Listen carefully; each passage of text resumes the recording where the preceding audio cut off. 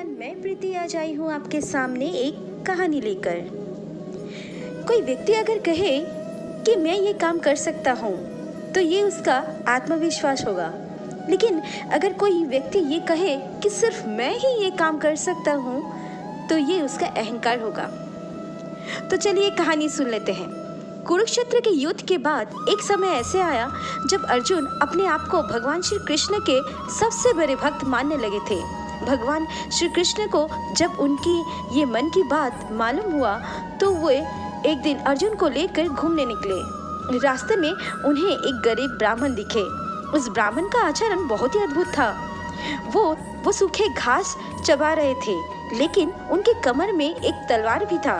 अर्जुन ये देखकर ताज्जुब हुआ और वे पूछ लिए ब्राह्मण से कि आप तो अहिंसा के खिलाफ है, तभी तो आप जीव हत्या ना करके ये सूखे घास खा रहे हैं, तो फिर आपके कमर में ये हिंसा का सामग्री क्यों लटक रहा है? तो ब्राह्मण ने उत्तर दिया कि मैं कुछ लोगों को ढूंढ रहा हूँ, उन्हें सजा देनी है, इसलिए। तो अर्जुन ने कहा कि आपका शत्रु कौन हो सकता है? तो ब्राह्मण ने कहा, मैं 4 जन को ढूंढ रहा हूँ जिन लोगों से मुझे हिसाब लेना है। एक तो वो नारद मुनि है जो हमेशा भजन कीर्तन करते रहते हैं पूरा समय और मेरे प्रभु को सोने भी नहीं देते हैं। दूसरा है द्रौपदी, उनसे तो मैं बहुत ही क्रोधित हूँ क्योंकि उन्होंने मेरे प्रभु को ऐसा वक्त बुलाया अपने सहायता के लिए जब वो भोजन कर रहे थे। द्रौपदी पांडवों को दुर्वासा मुनि के श्राप से बचाने के लिए उन्होंने मेरे प्रभु को बुलाया, तो प्रभु भोजन छोड़ के उनके सहायता के लिए चले आए और फिर उनका इतना साहस कि वो मेरे प्रभु को झूठा खाना भी खिलाए।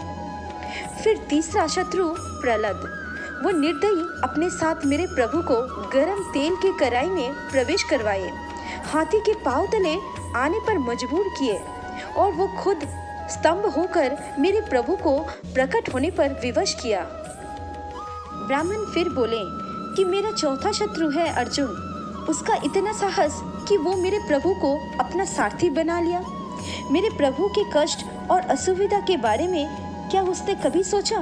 कितना कष्ट दिए हैं मेरे प्रभु को उसने। ये सब बोलते बोलते ब्राह्मण के आंख में आंसू आ गया और ये देखकर अर्जुन का अहंकार भी चूर चूर हो गया और उसने भगवान श्री कृष्ण से कहा कि हे प्रभु, मैं सब समझ गया। ना जाने आपके कितने प्रकार के भक्त होंगे इस पूरे संसार के कोने कोने में, और हम लोग बेफुजुल में अपने आप को सबसे बड़ा भक्त समझकर अहंकार में फूले नहीं समा रहे थे। तो कहानी यहीं पर ही खत्म होती है। तो दोस्तों, हम लोग भी ऐसे बहुत सारी चीज़ों को लेकर अहंकार करते हैं, लेकिन ये भूल जाते हैं हमसे बेहतर भी कोई हो सकता है। तो हमें किसी भी चीज़ को लेकर अहंकार नहीं करना चाहिए। अगर ये वीडियो आपको अच्छा लगा हो तो लाइक, शेयर एंड सब्सक्राइब ज़रूर कीजिएगा। नमस्ते।